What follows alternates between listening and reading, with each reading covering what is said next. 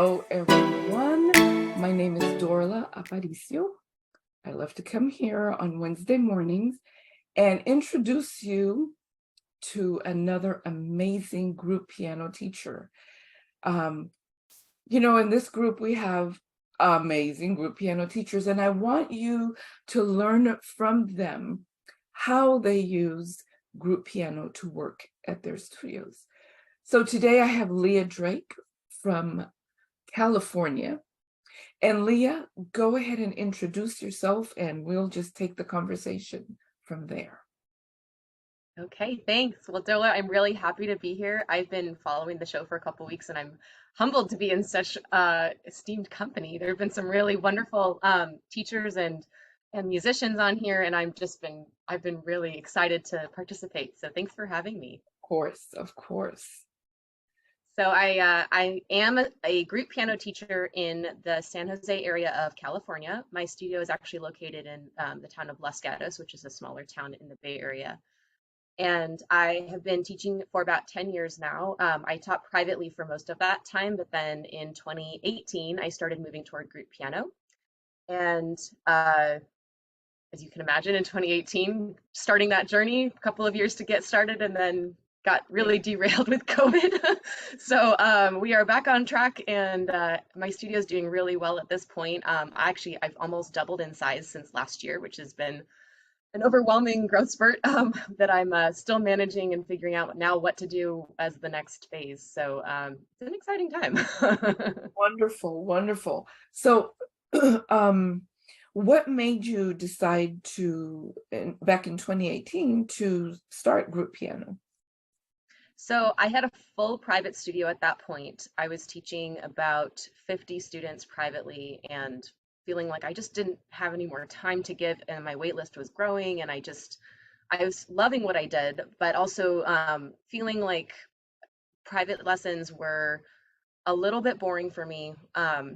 They were not always equally rewarding, and I found that the up and down nature with individual students was very frustrating for me. There would be students who just sped forward, they practiced all the time, and then we'd eventually get to a point where we sort of overreached and we're in a kind of overly challenging territory for them, and then they would stall out. And those lulls were what really made me think, God, there's got to be something else we can do here.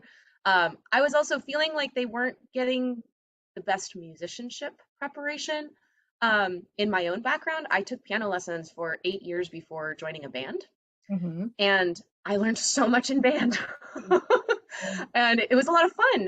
But I really became a fantastic um, counter. I'd really gotten away with not counting very well as a private student, and my sense of rhythm really improved. My awareness of other things happening around really improved, and I went through band all through high school. I was in marching band and loved that. And then I got into choir and loved that too. And I felt like by the time I started teaching, I had all this great experience, and it was mostly piano related because I was a pianist at my primary instrument. But I had all this great background in group music, and the only things that I was still doing as a musician were really group activities. Even as a pianist, I was an accompanist and I was playing with other people. So it was really the most attractive thing for me to think of being a musician as an adult, not just as a child when you're taken to private lessons because your parents drop you off, and you just say, okay, this is what I'm going to do. But like, what do you do with that as a musician in the rest of your life? There's so much more you could do with that, and I feel like band and choir really opened up my own perception to how I could use my music education. Yes. So I started reflecting on that as a private teacher. And I, of course, only started teaching privately because I didn't know there was any other way. That was the way I was taught. And I taught very much like my teacher taught me at first, using the same methods and trying to channel as much of her as I could get. And I had some success with that. Well, more than some. I had a waiting list that was really excited to work with me, and teaching came very naturally to me. I loved working with kids and running a business. That turned out to be something that was really fun for me, and I didn't go looking for that at the outset, but I've turned out to really enjoy the business aspect. And I started thinking about, well, what are really the best uses of my skills? I'm not a concert pianist. I've never been at that level, and I don't aspire to that. It's not my path. And I don't necessarily need my students to want that path either. I think my strengths lie in recreational music, where we're just here to enjoy the process and make music together and explore that journey of growth. I think that's where my strengths are best. And my background in groups was what made me think that maybe my teaching and my approach should include that more. So I started looking into teaching group piano, and I was researching it for a while, and then in 2018 I decided I would attend Deborah Perez's workshop in Texas, which I have to say was life changing for me. Yes. Was totally hyped up and ready to try something after attending that conference. And Deborah, of course, is just the most supportive and warm person. She was a great cheerleader for me to take that leap and gave me a lot of great advice to get me started. So coming out from that workshop, I invested in 5 pianos. Whew, now we're really in, and arranged for my all of my beginning students to start coming in as groups. So I stopped offering private lessons to anybody new and just said, all right, anybody who's coming in now, this is the program that we're offering. If you were here before, we will stay on a private lesson for the time being. And the next year was about me launching my groups, getting some beginning group students going. And by the end of that year in 2019, I had transitioned to teaching entirely in groups. And I will say that that was a turbulent year. I did lose quite a few students who did not want to continue in a group. That was scary. The students who did continue, I think, did really well, and the parents who let their students continue were really supportive, and they were excited to see what that was about. Um, I still have some of the kids who transitioned through that time, and they're now, getting to the end of their high school years, and it's been really fun, totally worth it. In hindsight, scary in the moment. There's a lot of change, Yes. but yeah. So out of 2019, we had a group studio coming into the fall, and we were, starting to cook up a storm.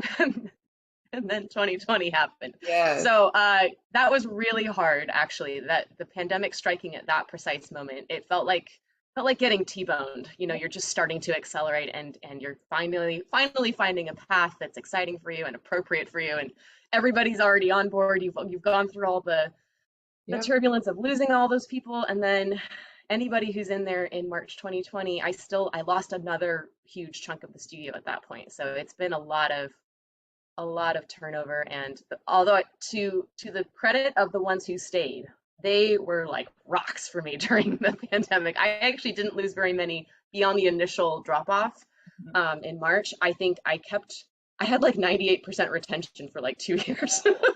That's And that was so they really I had parents who had a lot of faith in me, who were very happy to continue even in the weird format that we landed in, because we were then doing groups online, which was not the original plan. I was making that up as I went. so. Let um me ask you, because I remember when 2020 just, had us all doing all sorts of things. I remember you sharing in the group about the videos you were making, and I don't remember all that you were doing. I want you to tell us all that you were doing, but I remember thinking, oh wow, she's doing well, all these things online. I was like, I'm not doing yeah, all that. i So tell I us. was really freaked out about losing more students. I was working Mm, way harder than I ever thought I would need to work, because I couldn't stand the thought of losing more students, and I felt like I had a very tenuous grip on what I was already holding, and I couldn't risk losing any of it just because I wasn't willing to work hard for it. So I put in a lot more work at the beginning, and so just taking you through a couple of drafts of my online group program, because it did go through several iterations while I figured out what worked. yeah. Um, and in hindsight, we were online for about uh, 2 years. Let's call it 2 years. Wow. So we were online for a while, and I uh, started with actually not incorporating Zoom at all, because Mm, it didn't seem like it was going to be worth the technical hassles Okay. especially in groups. And I was watching other parent or other teachers use Zoom for their students, and they were complaining about audio quality or internet connections. And Zoom was working really hard to improve their platform. They did a huge makeover in the first year of the pandemic. So I was willing to kind of wait for them to figure out what they were going to do to handle all the increased volume and like make sure their service was really well designed for what we needed it to do. And as a result, I did not use Zoom for about the first 3 or 4 months of the pandemic. It actually doesn't sound like that long. It felt like an eternity. The first 3 or 4 months felt really long. But as a substitute, I was using video lessons. So in the very, very beginning, like the first day we shut down, I was in the studio by myself recording basically all of my lesson plans that I had already created. I'm like, I'm just going to teach to the camera because I'm ready to do that. I'm not really ready to handle the rest of it yet, but I can teach to the camera. So Okay. I made just super long videos. I didn't cut anything up at all. I didn't know how to edit a lot of stuff, and I didn't have enough bandwidth to figure that out. I was I just think trying to keep the game going. we all learn to videotape, edit, add all kinds of stuff. We're all experts in that now. Yeah. And actually, I think that's a great silver lining of the pandemic. I feel a lot more equipped in that area of skills than I was in the beginning. And I've always considered myself to be relatively tech savvy. I can figure out a lot of the tech stuff with just on my own with a little bit of research and things. I feel like I'm very comfortable with that, but there was like so much to learn so quickly. And I'm like, we're going to take a beat and do something I already know how to do and not figure out something Well, else. I also want to ask you about the method. You already met the piano methods that you use with your group. Yeah. So you already mentioned Deborah's way So cool her keyboarding. way cool keyboarding. Yeah. So I was when I was first getting into groups, I was looking at, how do I use a piano method? And at the time, with all of my private students, I was really into piano adventures. That was working out pretty well for me. And um, I didn't learn with that. I learned with Alfred, and then I moved into piano adventures. It felt similar, but just different enough to be a better fit for my style. And then I started researching Piano Safari and fell in love with that method. I still teach with that for like most of my students use that method, or I use teaching techniques from that method. Okay. So I really have a lot to say on that subject, but I want to I want to also express that my what I loved most about Deborah's approach when we did the training was her way of lesson planning and introducing a piece to a group Mm. and getting everybody to engage at all points in learning a piece. Because to me, as having only done private teaching up until that point, my first instinct was to go to one student and help them, Yeah. and then go to the next student and help them, and the next one. And that's not going to work in a group. You can still monitor everybody on an individual level, but you can't exclude everyone just to go look at that one student. Even Yeah. if they're really struggling, you can't do that. It's not fair to the rest of the group. Yeah. And it's really not the most effective way to teach either, because you need to include everybody if they're going to get the benefits of group learning. Mhm. So what I really liked about Deborah's approach was her hear, do, see, label Mhm. mentality. I still refer back to that when I'm planning lessons, and I'll put in my lesson plan, what are we going to do to hear the piece first? What are we going to do with it first? Then what are we going to look at? Then what are we going to label? And I still use a lot of those techniques, and that has helped shape what I did with Piano Safari, loving that method, like I was really getting excited to do, and then using her philosophy about teaching. So Piano Safari, for anyone who doesn't know, is probably used primarily as private lesson material. But I actually never used it as private lesson material. I went straight to using it as in groups just because of the timing when I heard about it and when I was transitioning into groups, it just, came together at the same moment. Let me say something about that. Those of you that are listening, Leah will be presenting in the group Illuminated conference. I hope I said that right. I But think so, yeah. there's a group piano conference in the summer. It's on demand. And Leah is going to be, if I'm not mistaken, talking specifically about using Piano Safari in a group setting, correct? Yes, that's correct. And I've got a lot to say on that subject. I've got a lot of teaching demonstrations I'm excited to share. And I use that method with kids as young as 4, all the way up through teenagers and even adults to some degree. Although with my adults, I have a slightly different approach that's less piano safari and uh, more multi-level approach at this point. It's still a relatively new program for me teaching adults in groups, but with everybody else, piano safari is my go-to, and I've got a lot of experience at this point using that in groups, and I really like how it has adapted to being used in groups. I think it gives a lot of good, well-rounded activities to use in groups. So you're doing a lot of sight reading and a lot of technique and um, doing a lot of reading pieces, but also doing rote pieces, which I think the blend is really important when anybody's learning to play music. I think that's the secret sauce is you have some rote pieces that are really fun to play and that students can learn alongside their reading. At the conference, will you be talking specifically about Piano Safari Friends? The reason I ask is because I use Piano Safari Friends with my little ones. And so I'm very excited to hear how you do that in groups. Yeah, I do. I use Safari Friends for for ages 4 to 6. I don't teach Okay. anyone younger than 4 at this point, and I don't take all 4-year-olds. I interview them first. Oh, Not really? all 4-year-olds are ready, in my opinion. Okay. That's true. um, but I also don't have parents sit in. I know that for younger kids, sometimes teachers will have the parent sit in as a requirement, and I wish I could do that, but we just don't have the space. Okay. Um, so I have, yeah, really young kids, ages 4, and then I actually really think Safari Friends is great for kids up through ages 6 or even 7. Um, if they're not quite ready for the Piano Safari level 1 material, the rote pieces in level 1 are definitely more complicated. Even right at the beginning, they're more complicated. Okay. And one of the things I love about Safari Friends is the follow the leader pieces. I think those are just brilliant. And I really love doing those activities with the Safari Friends groups Mhm. um, because I have modified how I do that with groups so that there's one person playing, but everybody is participating. Okay. I don't know if you know Dorla too, but there was um, a presentation A webinar? in TNA last year or Yeah. a webinar Huh. that Piano Safari did about teaching Piano Safari in groups. Yeah. That was fantastic. I think it's actually on their Facebook page now. It's not even like a private webinar Oh, anymore. They've okay. published it.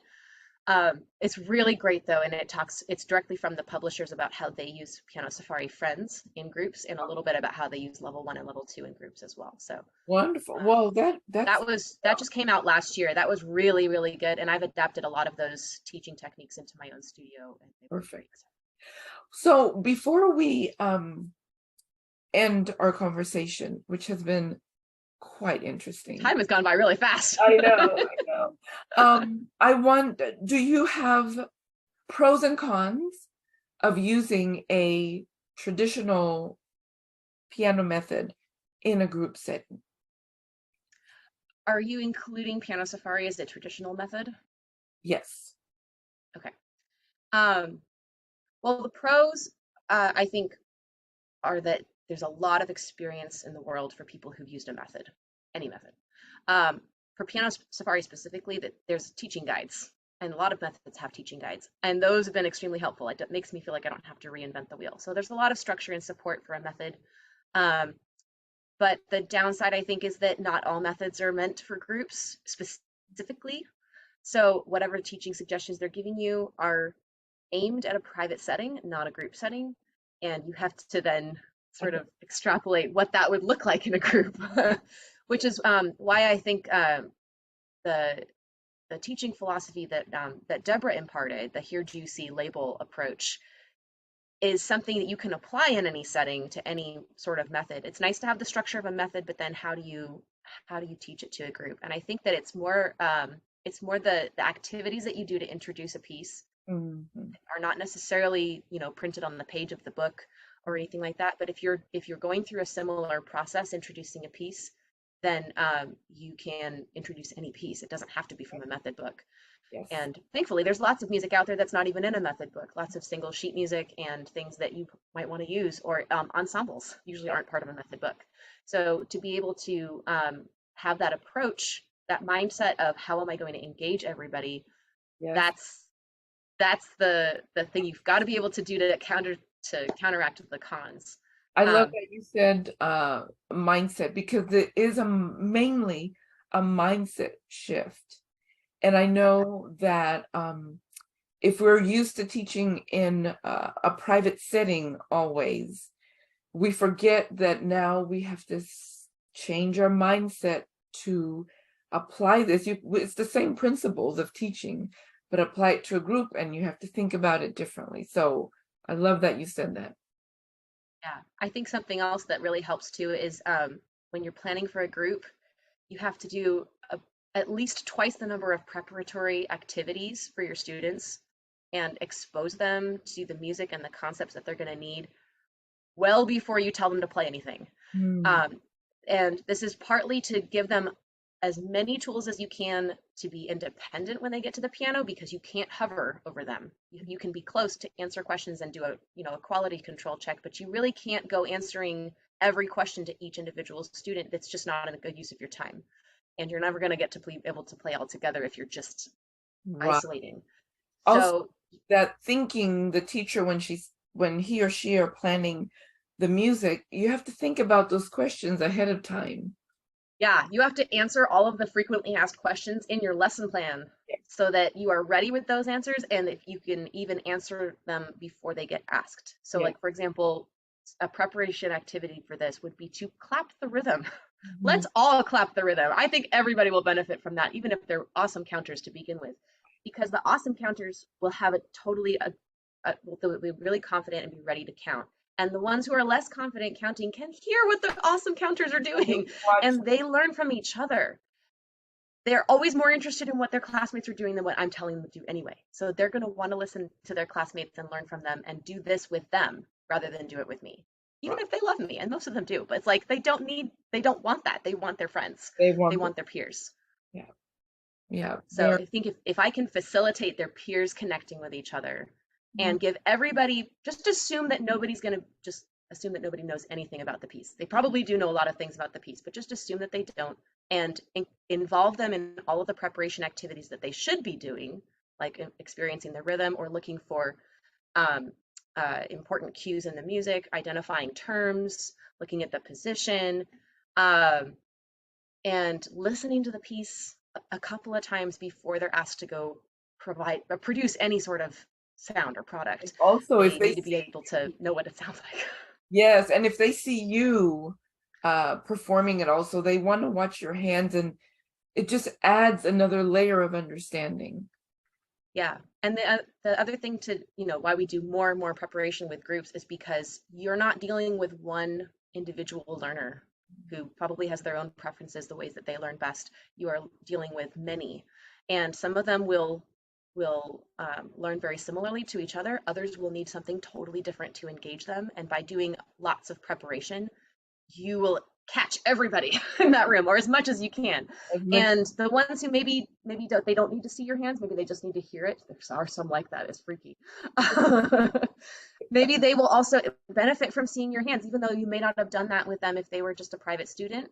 Maybe Mhm. you felt like they didn't need that, or I'm just using that as an example. But Right. any one of these preparatory activities, if you thought maybe that one student didn't need it if you were working with them one on one, they will probably still get something out of it by you showing it to another student. And that's where I think the really Mm, exciting benefits of group come in, is because you're actually getting the student is getting more thorough instruction from a group setting if they're paying definitely.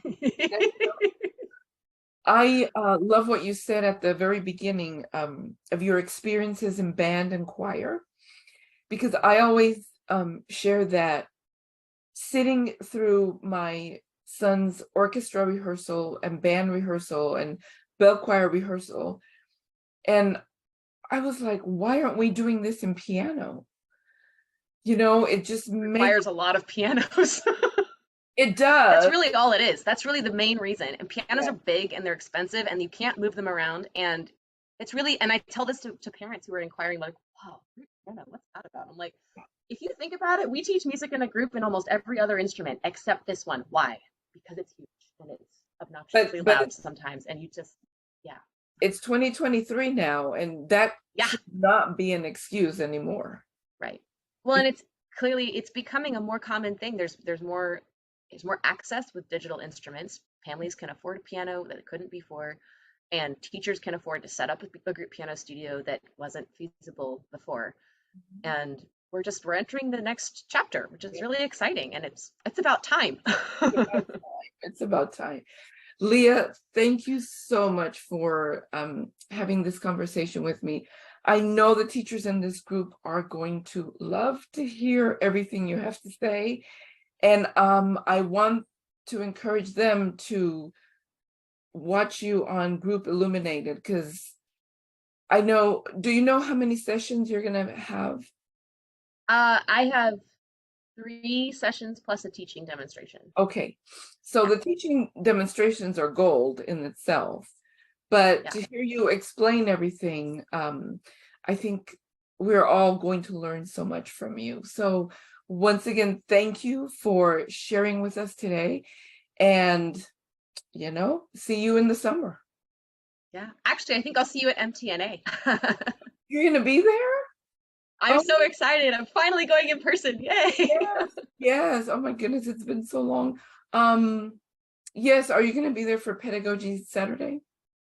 Yeah, I'm there Oh, for the whole thing. I'm excited to see a whole bunch of people in yes, person for a yes. change.